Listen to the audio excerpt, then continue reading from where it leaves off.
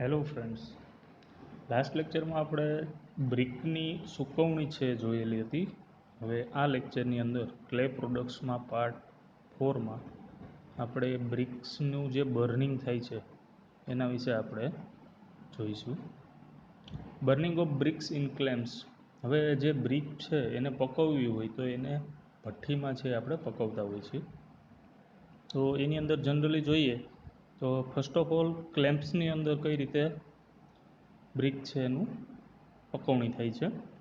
તો જ્યારે બ્રિક્સની માત્રા ઓછી હોય, મીન્સ કે બ્રિક્સ ઓછી હોય, ત્યારે આ ભઠ્ઠીની અંદર નિભાડા ભઠ્ઠી જેને કહેવામાં આવે છે તેની અંદર બ્રિકનું સુકવણી થાય છે.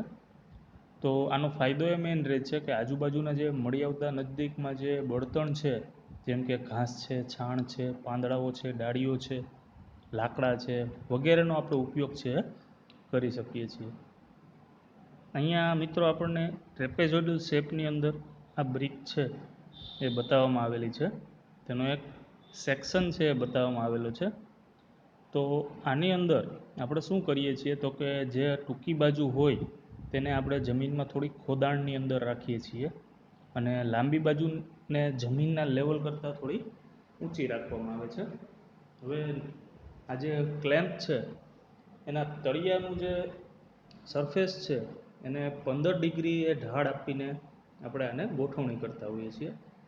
ત્યારબાદ તળિયા ઉપર જે 70થી 80 સેન્ટીમીટરનો બળતણનો જથ્થો છે એ પાથરવામાં આવે છે. તો એટલું જે સ્તર છે 70થી 80 જેટલું સેન્ટીમીટરમાં, તેને આપણે બળતણ તરીકે ઉપયોગ લઈ શકીએ છીએ. આની ઉપર 3થી 4 ઈંટના સ્તર છે એ ગોઠવવામાં આવે છે. જનરલી અહીં ફિગરની અંદર 3 છે એ બ્રિકની રો છે એ ગોઠવવામાં આવેલી છે.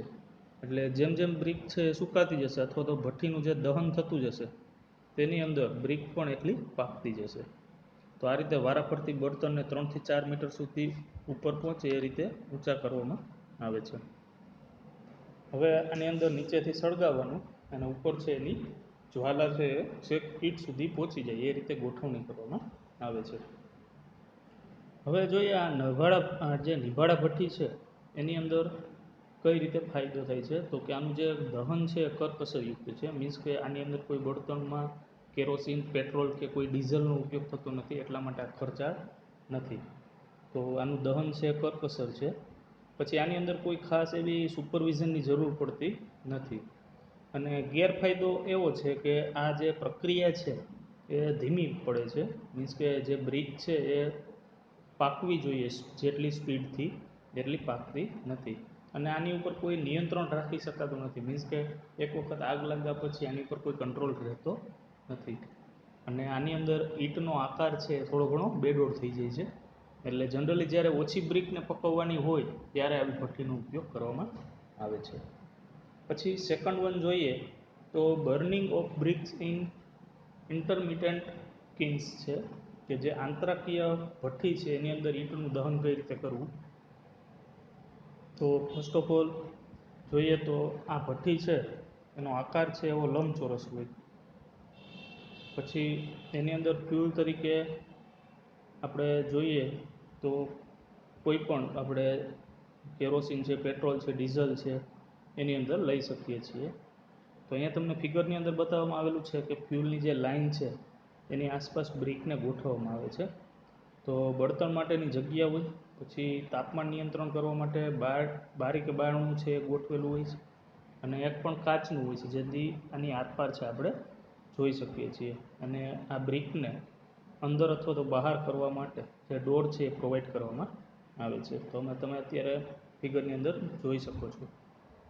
હવે આની અંદર કઈ રીતે આપણે ગોઠવણી કરશું તો કે 8થી 10 મીટર જેટલી ઊંચાઈએ હરોળ બનાવવાની, કોઈ લાઈન બનાવવાની બ્રિકની, અને એને એ રીતે ભઠ્ઠીની ટોચ ઉપર માટી નાખીને કવર કરી નાખવાની. એટલે સંપૂર્ણ રીતે આ જે ભઠ્ઠી છે એ જમીનની અંદર રહેશે.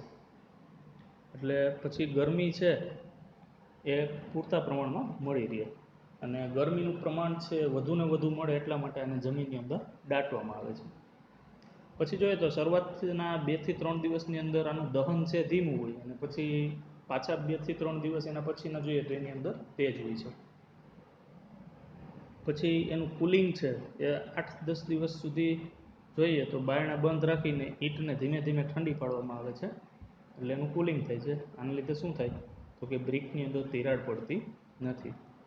હવે પછી એની અંદર અનલોડિંગ જોઈએ તો એના ઉપરથી જે ભઠ્ઠીનું બારણું ખોલીને શું કરવાનું, ભઠ્ઠીને ખાલી કરી નાખવાની, એટલે એનું બ્રિકનું અનલોડિંગ કરવામાં આવે છે.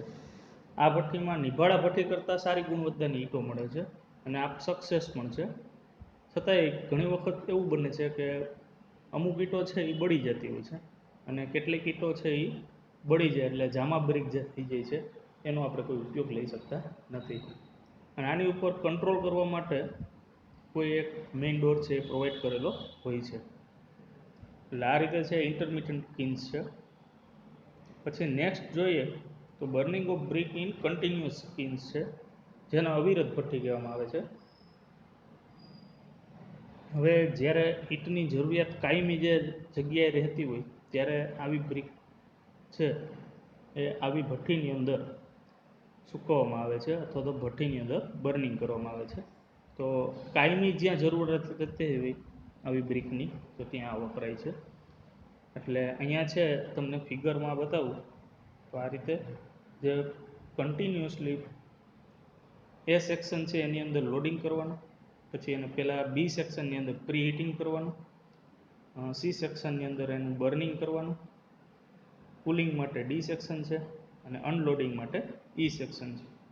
અને બીજું એક ખાસ મહત્ત્વનું એ છે કે જે આની અંદર એરનો એટલે કે હવાનો જે માર્ગ છે અને જે ઉત્પાદનનો રસ્તો છે, મીન્સ કે જ્યાંથી આપણે ઈંટ બહાર કાઢીએ છીએ એ એકબીજાની વિરુદ્ધ દિશામાં તબક્કા ગોઠવેલા હોય છે.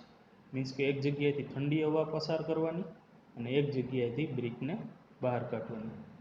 એટલે આ રીતે આ ખાસ એક નોટિસ કર્યા જેવું છે કે આ જે બ્રિક છે એની અંદર કુલિંગ સિસ્ટમ એ રીતે પ્રોવાઈડ કરેલી હોય છે કે જ્યાં હવાનો માર્ગ તથા એ જે મેન્યુફેક્ચરિંગ થાય છે બ્રિકનું એ બેયની જે દિશા છે, ડાયરેક્શન છે એ એકબીજાની વિરુદ્ધ દિશામાં હોય છે.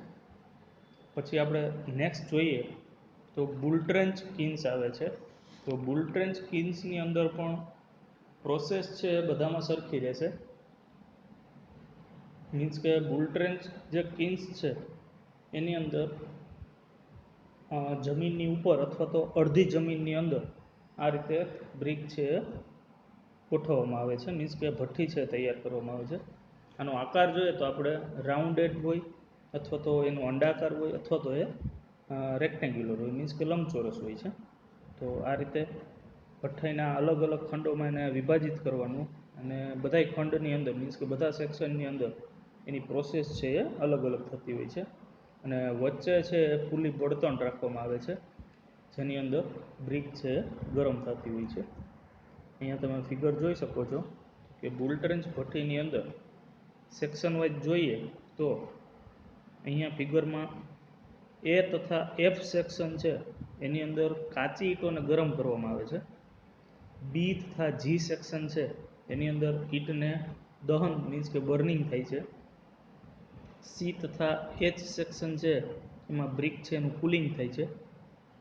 પછી ડી તથા આઈ જે સેક્શન છે એમાં જે ઠંડી પડેલી ઈંટ હોય મીન્સ કે કુલિંગ થઈ ગયેલી બ્રિક હોય એને આપણે બહાર કાઢવામાં આવે છે.